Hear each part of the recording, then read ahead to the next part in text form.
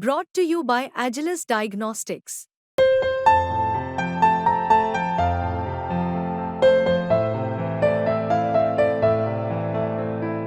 Agilus Diagnostics.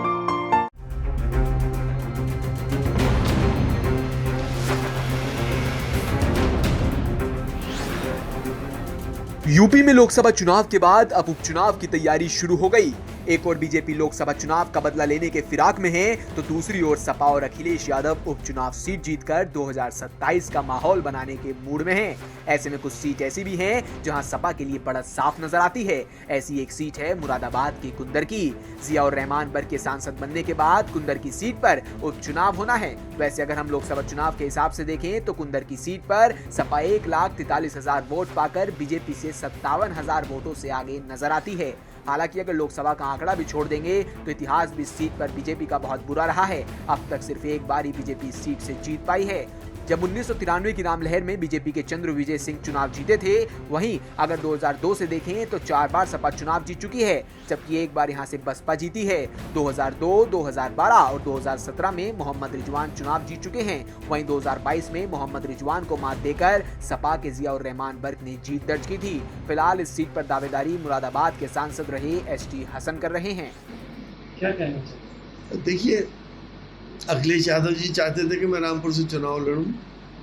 उन्होंने मुझसे कहा भी था, लेकिन मैंने वहाँ पे आज़म खान साहब के लिहाज में वहाँ से नहीं लड़ा था। मैं यहाँ पे ही रहा, और जिसका आज मुझे अफसोस भी है, क्योंकि परिस्थितियाँ कुछ ऐसी सामने आई हैं कि मेरे टिकट जो कटाया उसमें किसका हाथ था किसका नहीं था, वो आपके कैमरे पे मैं क्या बता सकता हूँ। लेकिन अखिलेश यादव जी का आदेश सर्वोपरि होना चाहिए, और मैंने ये गलती करी थी कि रामपुर से नहीं लड़ा।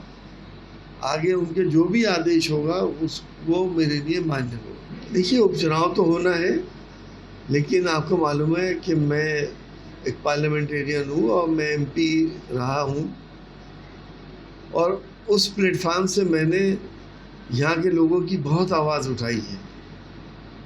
तो मेरी ख्वाहिश तो यही है कि मेरी पार्टी मुझे पार्लियामेंट में कहीं एडजस्ट करे, लेकिन अखिलेश यादव जी के जो भी आदेश होंगे वो सर्वमान्य होंगे।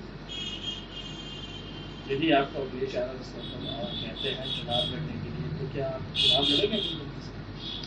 अगर वो आदेश देंगे तो मैं उसको मना नहीं कर सकता। वहीं जियाउर रहमान बर्क का कहना है कि कुछ भी हो जाए, इस बार फिर कुंदर की सपा जीतने वाली है। जिस तरह से जो नीतियां थी, जो लोगों ने अपने वायदे किए थे, और बीजेपी को वो लोग परख चुके थे एनडीओ को, और उन्होंने जो अपना कहा था या उसके उलट ही करा, और तानाशाही के साथ में सरकार को चलाने का काम किया। लोग तंग आ गए थे, उनकी बुनियादी चीजें पूरी नहीं हो पा रही थी। तो एक उन्होंने मैसेज दे दिया है, शुरुआत कर दी है। ये उपचुनाव नहीं, आने वाले लंबे समय तक एक गठबंधन चलेगा। इंशाल्लाह एक मजबूती के साथ में हर चुनाव के अंदर एक तरक्की होती जाएगी, कामयाबी मिलती जाएगी। फिलहाल इस सीट पर बड़ी चुनौती बीजेपी के लिए है, क्या वो उपचुनाव में सपा को मात दे पाएगी? ब्यूरो रिपोर्ट, यूपी तक।